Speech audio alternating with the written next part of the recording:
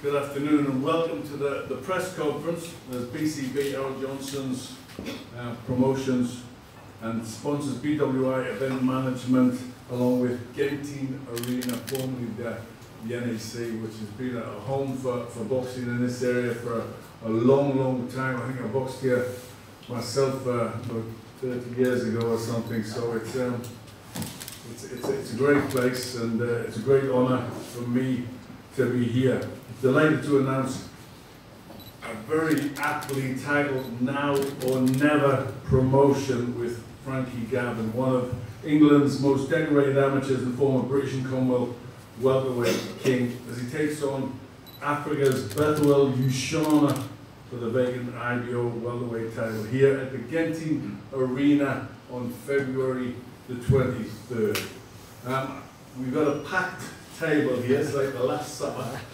So I'll just do a few names. Now the boxers being boxers have wiggled around, so if anybody's in the wrong order, that's their fault. But on the end we've got an excellent undefeated fighter from Tamworth, Kelsey Ball, who's 8-0 and I'm sure very pleased to be on a bill of this magnitude. Alongside him, Sean Davis. We all know Sean being in some great fights. Super bantamweight, former WBC international silver and the English champion. Ricky Summers from Dudley, a very good light heavyweight. Kyle Williams, Wolverhampton, a bantamweight, 7-0. We've then got Andrew Robinson, Reddish middleweight, former Midlands area champion with a very good record. So that's some of the main undercard. It's going to be a big undercard, a big fight night on the 23rd, and it's really going to be an excellent night for Birmingham boxing. I'm really glad to be a part of it and glad to be there on the night. Coming to the main event, and to my left is Dean Edwards, Frankie Gavin's trainer, who's going to have a very important job on the 23rd, whipping his man into the best shape of his life, which I know for a fact he's going to do. To my right, one if not the best amateur boxer Britain has ever produced, an absolute legend as an amateur. Not a bad professional up to this date. The British champ, the Commonwealth champ. He's fought for the IBF world title against Kell Brook, and you know he's looking to, as this is happening now and never, he's looking to get back where he should be and bring major honours to Birmingham. And you know, I've covered his whole career, and I for one would love that, and you know really hope I'm behind him all the way in doing that. Next to Frankie Gavin, we have Kevin Baker. Kevin is the co-founder and the director of BWI Event Management. Great to see you. Along with your partner, Ricky Walker, again another director. And on the end we've got from the NEC, the head of sales, Ian Cogden. So I just want to go along a few of the fighters. You get a chance in a little while. I know you're sure to want to do some one-on-ones with the boxers. So just to ask a few of them a question. Sean, you know, stranger to big-time boxing. You fought Kamal Yufai in your home city, so you've also travelled up north with Martin Patrick Ward, so you've been up in my neck of the woods as well for the British title in 2017. What's it feel like to be on a bill like this in front of your home fans? It's amazing, to be honest, to get the opportunity so soon after fighting for a British title, obviously coming short against a great champion. You know, BCB are doing great things now, and I've always had faith in the team that they'll be able to land me on the big shows. They've got me every fight that I've asked for, and everything I've wanted out of them I've got, and now to be back on the show like we used to start off 2019 winning ways, you know, it's, that's what I think everyone wants to fight, to be honest. Ricky Summers, the light heavyweight from Dudley. Ricky, you've already headlined shows, took on Frank Buglioni for the British title at the O2. How much are you looking forward to appearing at the Genting Arena? Yeah, I'm looking forward to it.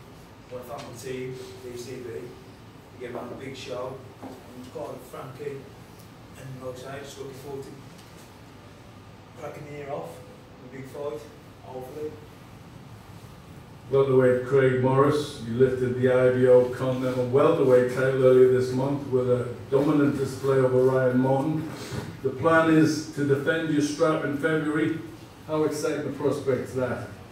Yeah, well, to be honest, it's a good way to finish off the year anyway, winning it. So I wouldn't have thought the start of the year having a bad run onwards, and then finishing the year, and then I'm lined up for a good one next year on this show. So yeah, I'm looking forward to defending it, whoever it is really. So. And Kyle Williams, you're a multi-world title kickboxer, making a switch to professional boxer and doing that very successfully, 7-0. Are you looking to emulate what you've done in kickboxing? I got asked this question a while back, and what I'd like to say is I don't want to emulate something on past that. Kickboxing was a start, and something that I wanted to achieve since a little boy, but that was just really to propel me to something bigger. So I don't want to emulate it, I want to go further. I want to do multiple world titles in boxing, so I only won the one world title at one weight. In kickboxing, I want to win multiple world titles at different weights in boxing. That's what I set out to do. And relative middleweight, Andrew Robinson, the hand in hand. As you know, one of the country's most avoided fighter. What's it going to mean to you to box on home soil?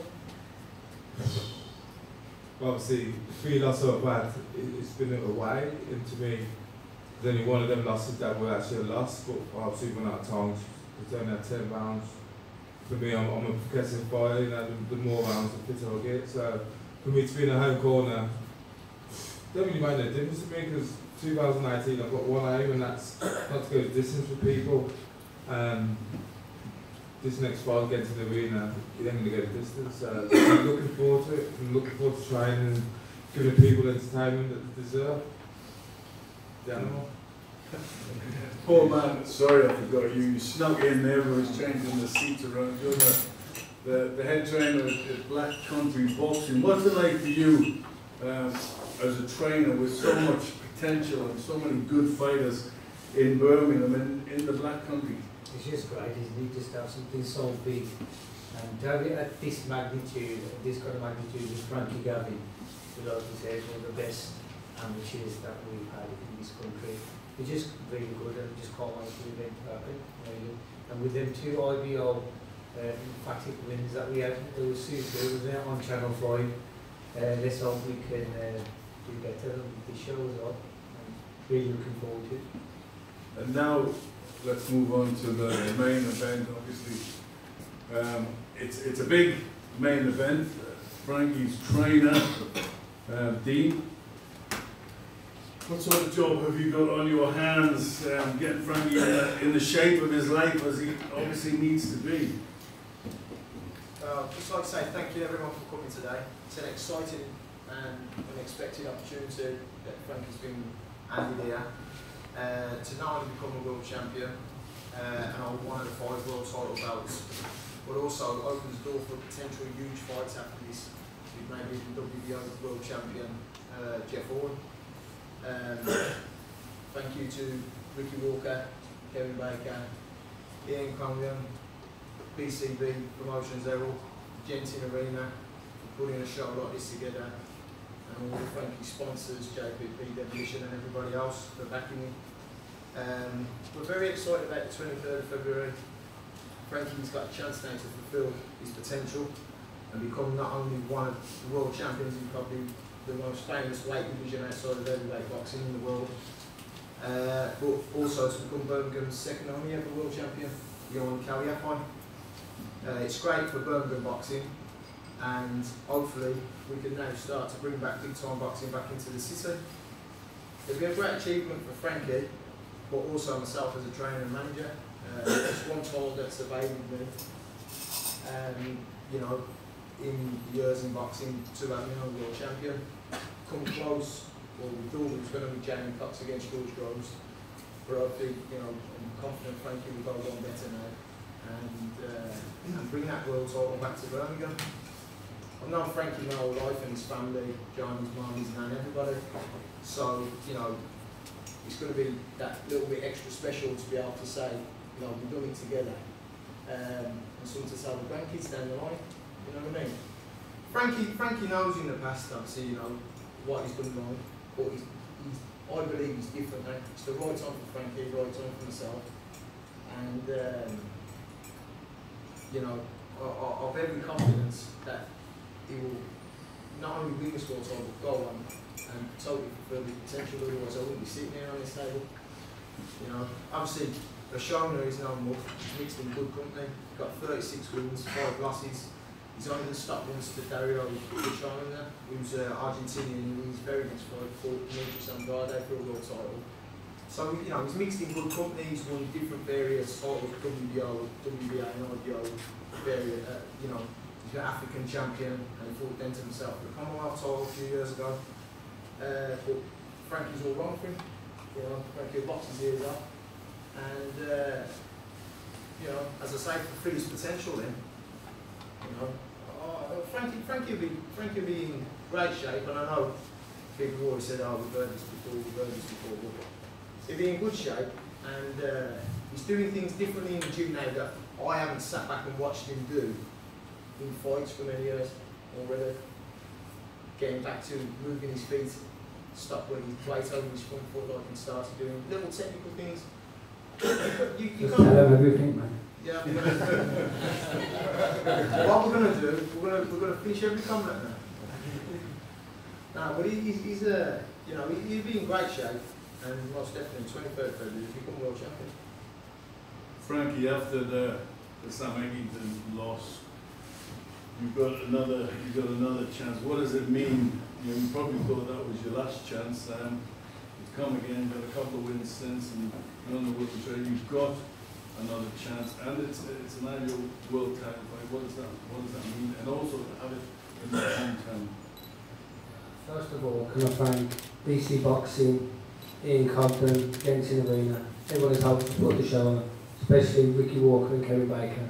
It's been a lot for me in the last year. I don't know if I'd still be boxing if it wasn't for them. Also, my coach now, Dean Edwards, is doing a lot for me. But with these opportunities, fantastic. When I saw a better opportunity, I lost to Sam, it was one of the fights of the year. But to be fair, I was close to like packing in from there. Last year, or this year, I had 2 fights, 2 wins, 1 knockout. Feeling really good in the gym now. Starting to notice things I was doing wrong, I'm now putting right. And February 23rd, I will be world champion, no doubt about it. It's a very good challenger in Bethwell, Ushona, you know, who's coming. He's obviously going to be very, very hungry. He's very experienced, and you know he has been in with some good guys. Have you studied him? Do you look at fighters? Yes, I know him very well. We've been matched with each other 2 times before. He was WBO #1 for about 4 or 5 years. I was the #2 for a few years. So I was very close to happening, but it never come off. He's coming off 2 great wins now. One over Rafael Jacquicci, the Polish lad, the former IBF world champion. He's been a very good German kid. He's coming off 2 great wins, 2 better wins than what I am, so he's done me well up for it. I'm very confident that I'll take him out later. At this stage in your career, it's now the big step again. What can you do different this time than you failed to do in the past? I think it's more about just being myself, concentrating on me, nobody else. Obviously I'm a lot mature now, I'm growing more as a person and professional. I've got 3 young kids, I've got to support, and losing this sort of fight is going to make it hard to support them, though I want to support them. So hopefully win these, open big doors for me, do everything what's asked of me from the team, Dean, Ricky and Kev. I'm going to go away for camp early January, still discussing the destination. Ricky wants it to be far away though. I'm sure we'll find out soon. Have you had, over the years, a few sleepless nights when you thought about not fulfilling your potential? Yeah, I know from the team what I've done as an amateur, I was like best in the world, probably at 2 different weights. No one could touch me really, so really I should have ordained professionals, but a lot of personal problems early in my career. I think not living the right life, not doing things like that, didn't I? And sometimes thinking, I know better than the coach, has backfired. But now, yeah, I've got a last chance. Like the title says, now or never. This definitely not. Can I just bring in Kevin Baker, sponsoring the event? Obviously, you've got a lot of faith in Frankie, being part of this big show. What do you see that's still left to make him top champ? I think we all know Frankie's got amazing technical ability, and I think he's got his head right now.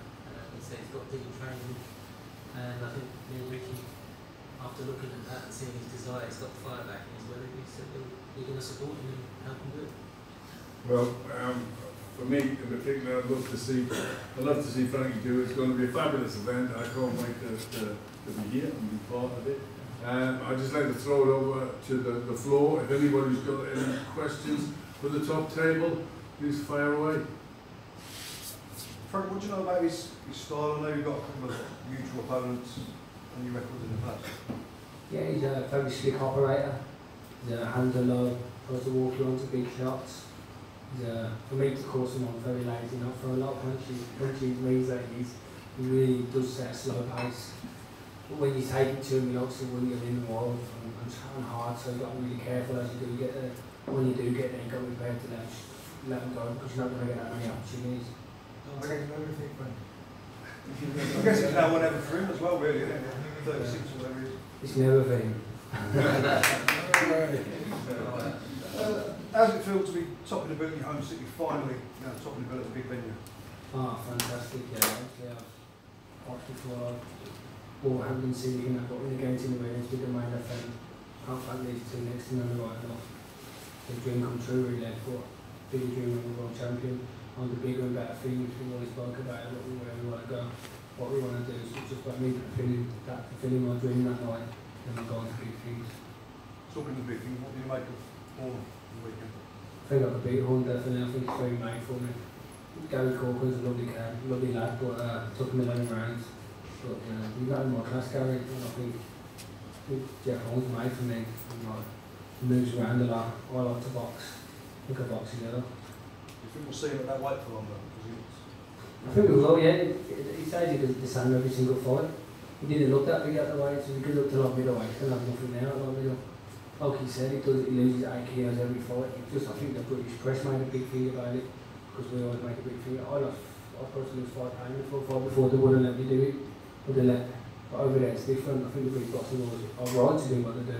But over there in America, they let you lose a stupid amount of weight before fights. The ideal for you then, fight him over there. Yeah. Anybody else? I know people want to get on to one-on-ones. No? I'd just like to say, just before I leave, I want to recognise the fact that how big a fight it is we've got we've got an Irish legend, a superstar, great world champion, Steve Collins.